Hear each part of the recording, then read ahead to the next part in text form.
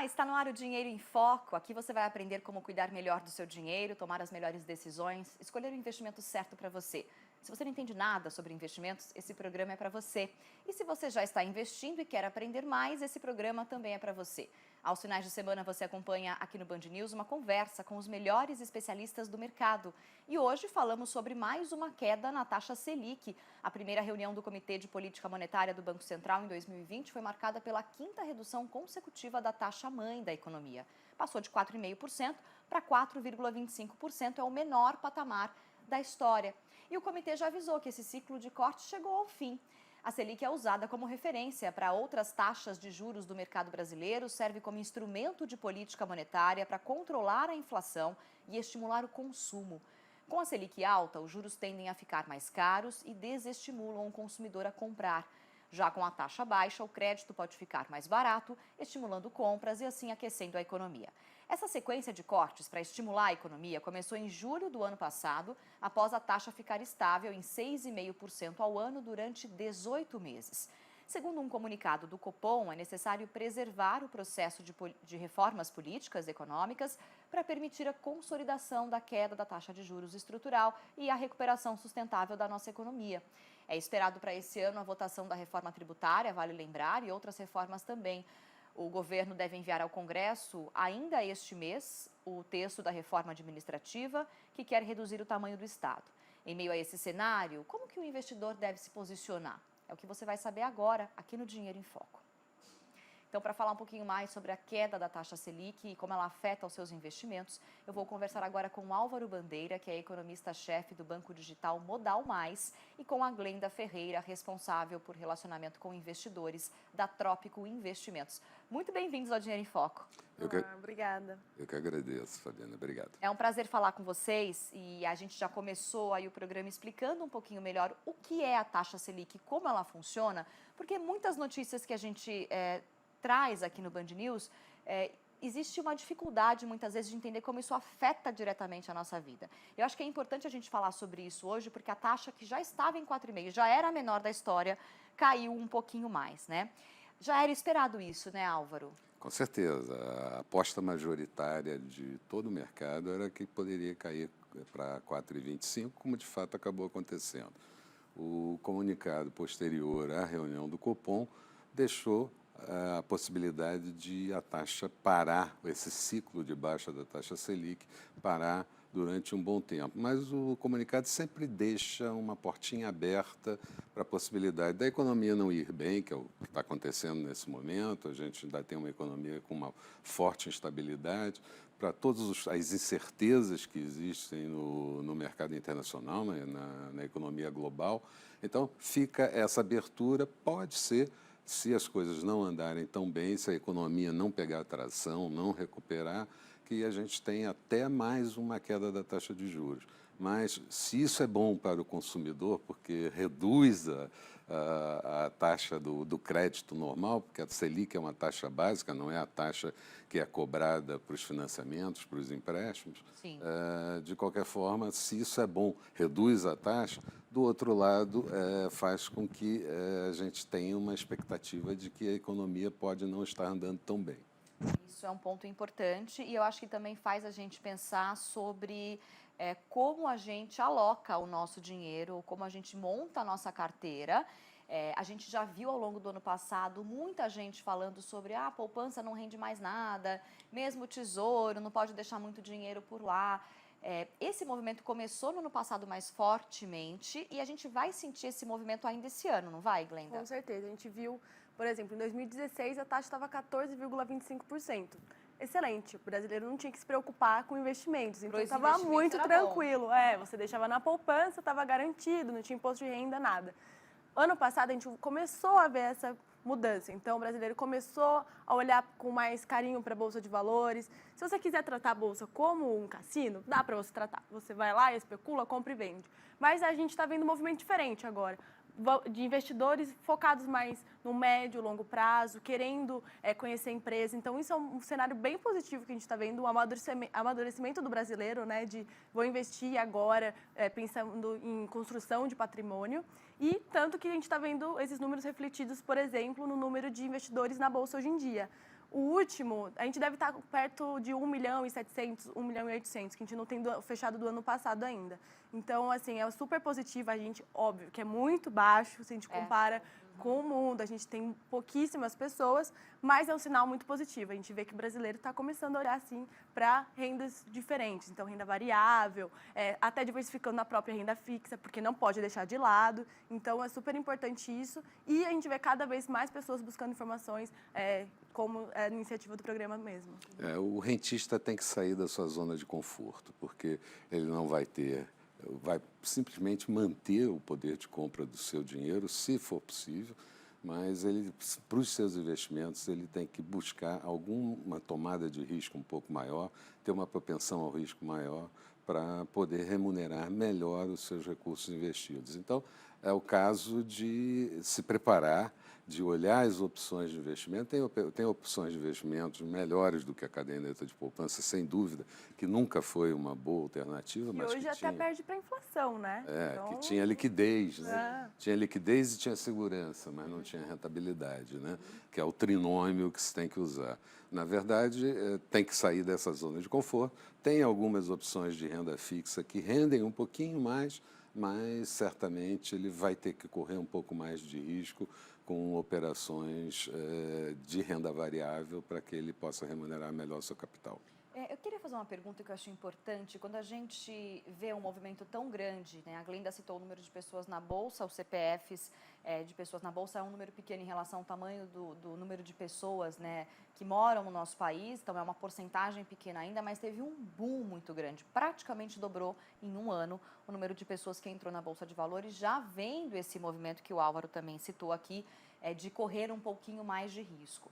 Qual é o risco de, num momento como esse, em que a taxa Selic despencou literalmente do ano passado para cá, das pessoas fazerem escolhas erradas ou precipitadas numa tentativa de logo começar a alocar melhor o meu dinheiro e render mais o meu dinheiro? Olha, a possibilidade é muito grande, porque as pessoas se habituaram a ser rentista, aplicar em renda fixa. E deixar, né? Aplicar e deixar o dinheiro, né? E deixa o dinheiro. E investimento a gente tem que estar sempre olhando, sempre cuidando dele. Qualquer tipo de investimento, inclusive imóveis, a gente tem que estar olhando por eles. Então, as pessoas até se aprimoraram um pouco mais com toda a rede social, com tudo que existe de tecnologia embarcada e que as pessoas vão tomando contato, mas quando a gente está falando de renda variável, a gente tem que ter muito cuidado com o nível de risco. Eu tenho que saber exatamente qual é a minha propensão, o que eu estou disposto, eventualmente, a perder, a correr de risco. Aí, quando você está disposto a perder, a pessoa já diz, não quero perder nada. Não, mas quem está em mercado de renda variável tem que estar disposto a perder alguma coisa sem prejudicar a sua vida, sem prejudicar a sua atividade. Então, as pessoas têm que tomar muito cuidado. Não é um investimento de curto prazo, pode até dar certo no curto prazo, mas teoricamente não é um investimento de curto prazo. É um investimento para maturar, para comprar boas empresas, para comprar empresas bem administradas, para fazer operações, eventualmente, de alguma trava, operação de hedging, travando o risco da sua posição de carteira, mas sempre tomando muito cuidado com o que está investindo, porque, de repente, você pode embarcar numa canoa furada. Esse ponto é bem importante, né? Porque se você consegue pensar para o médio e para o longo prazo, os efeitos e oscilações que a gente tem em renda variável no curto prazo, eles são amenizados, né? Então, geralmente, quando você olha gráfico da Bolsa de Valores, aqui, se você cortar a janela de 6 meses, é aquele sobe e desce, aquela loucura, porque a gente nunca sabe o dia de amanhã. Então, um dia é coronavírus, outro dia é o Trump, Bolsonaro, tem N fatores que vão influenciando no dia a dia da Bolsa. Se você pega ela num prazo maior, de 5 anos, 10 anos, aí sim, você consegue ver uma curva para cima. Isso que é a grande magia, que tem que aproveitar. Só que às vezes a gente é muito ansioso, a gente quer aproveitar não, eu vou comprar uma ação, uma tacada só, eu vou ganhar dinheiro. Mas não, a gente tem que construir esse pensamento de, no longo prazo, para minha aposentadoria, o meu portfólio completo, eu vou ter dinheiro lá na frente. E não só eu vou especular aqui, vou ganhar R$100 aqui. Não, a gente quer que você construa o patrimônio ao longo do tempo. E isso é mais difícil pensar. Só para exemplificar, quer dizer, a Bovespa recentemente bateu recorde de pontuação, chegou a quase 120 mil pontos, 119, 500 e alguma coisa, E logo em seguida, uma semana depois, já estava 113 mil pontos novamente, né? Algumas ações caindo até muito mais do que isso. Então, se você fica no dia a dia... Você pira, né? Surta, né, Álvaro? Surta completamente. E se você considerar que hoje você tem tecnologias no mercado que te dão uma velocidade absolutamente doida, se a gente está falando em milissegundo, é quase como se fosse um treino de Fórmula 1, mal comparando, o pequeno investidor que não tem acesso a essas plataformas, a esses robôs, a essas coisas, já sai prejudicado da operação. Sim. Dos grandes gestores que trabalham com robôs, que trabalham vendo notícias 24 horas. Especialistas, né? São especialistas. Avaliando essas trabalham notícias. com isso, né? Eu acho que isso é super importante, porque tem gente que fala, não vou investir, não tenho tempo. Gente, não é para você ter tempo, você tem que investir, colocar na mão de quem é especialista nisso, um gestor de um fundo, alguma coisa assim, monta seu portfólio e vai revisando daqui 6 meses. Não olha todo dia, porque senão é desesperador, né? Esse é o ponto importante. Quem está saindo da renda fixa para chegar no mercado de renda variável deve fazer pelo menos um estágio antes nos fundos, porque, na verdade, os fundos trabalham para você. Sim. Você tem especialistas, você tem gestores de carteira, vendo as melhores opções. Bom, a gente está falando aqui, já começamos a entrar em opções para renda variável para quem está saindo da renda fixa. Eu vou fazer um rápido intervalo e na volta a gente pega desse ponto aqui, que aí eu vou querer falar para você quais são os melhores produtos de renda variável para você começar devagar, mas não perder esse bonde. Eu volto rapidinho. O Dinheiro em Foco está de volta hoje falando sobre como mais uma queda na taxa Selic pode afetar os seus investimentos. Com a Selic a 4,25%, o investidor precisa rever e logo a carteira de investimentos. Antes, com a taxa nas alturas, era fácil ter rendimento na poupança ou outros investimentos de renda fixa sem risco. Porém, com essa nova realidade, produtos com retornos pós-fixados, indexados ao CDI, estão rendendo cada vez menos. E o mesmo acontece com a rentabilidade da caderneta de poupança, que é atrelada à taxa Selic. Assim, investir bem só é possível correndo algum risco, mas claro, sempre respeitando o seu perfil de investidor. Consenso dos especialistas é de que as aplicações devem buscar horizontes mais longos e que alguma parcela do portfólio deve estar alocada em ativos mais arriscados, de forma a garantir melhores rentabilidades. Eu estou conversando aqui no Dinheiro em Foco com Álvaro Bandeira, economista-chefe do banco digital Modal Mais, e com a Glenda Ferreira, responsável por relacionamento com investidores da Trópico Investimentos. Como a gente estava falando no bloco anterior, algumas opções para quem quer sair da poupança definitivamente e entrar neste novo mundo, digamos assim, nesta nova realidade, né? Você começou falando no último bloco sobre fundos, Álvaro. É um primeiro passo antes de comprar uma ação individual de uma empresa? Pode ser um primeiro passo? Eu acho certamente que é o primeiro passo. Quando você está migrando da renda fixa para a renda variável, você deve se ater primeiramente nos fundos, tomar conhecimento do que acontece, quais são as variáveis mais importantes, o que mexe com os mercados aqui e no mundo, porque no passado a gente nem olhava o que acontecia lá fora e agora a gente tem que acordar de madrugada para ver o que está acontecendo na Ásia. É verdade. Mas, então, tem um pré-vestibular aí, vamos chamar, de aplicações em fundos antes da aplicação direta em ações. Mas aí os fundos são fundos de ações ou fundos multimercado? Eu acho que você pode começar com até fundos de renda fixa que dão um retorno melhor, mas para botar o dinheiro de curto prazo que eventualmente você possa precisar e depois você ir para multimercados ou para os fundos de investimento em ação. E é bom e importante sempre lembrar que esses fundos estão cada vez mais acessíveis. Antigamente, esses fundos, a gente tem fundo exclusivo para grandes famílias, então isso não era disponível para as pessoas. Com as plataformas de investimento hoje em dia, a gente está tendo muita opção boa para o investidor que pode começar com R$100, com R$1.000. Então, R$1.000, para você começar a investir em renda variável, é um ótimo valor, porque você consegue sentir quanto que você aguenta, quanto que oscila. Ai, meu Deus, não consigo dormir, vou colocar só mais R$1.000, que é o suficiente para mim. Então, você consegue fazer essa balizando assim e vendo quanto que você suporta ter renda variável, quanto que você acha que tem que reduzir.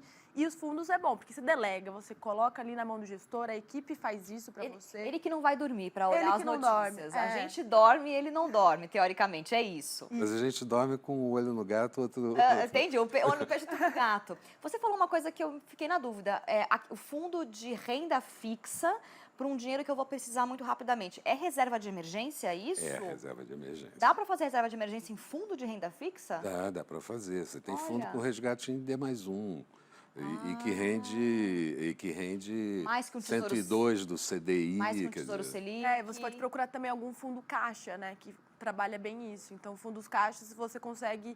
É bom para a empresa também e hoje em dia também já é acessível para a pessoa física. Então, deixa eu falar uma coisa importante, gente. Reserva de emergência é assim, tá? Você precisa ter no seu acesso rápido um valor que cubra o mínimo de despesas que você tem num mês. Se você é empregado com carteira assinada, talvez não precise ter uma reserva de emergência tão grande porque você recolhe o fundo de garantia, sua empresa recolhe o fundo de garantia. Se você é autônomo, talvez mais tempo. Uma média de 6 meses de custo de vida tem que estar disponível em alguma corretora, em algum fundo de renda fixa ou num Tesouro Selic para você resgatar a qualquer momento. Seja numa situação de ser mandado embora, perder um cliente importante, um dinheiro que ia entrar não vai mais, ter algum problema de saúde ou qualquer coisa de emergência.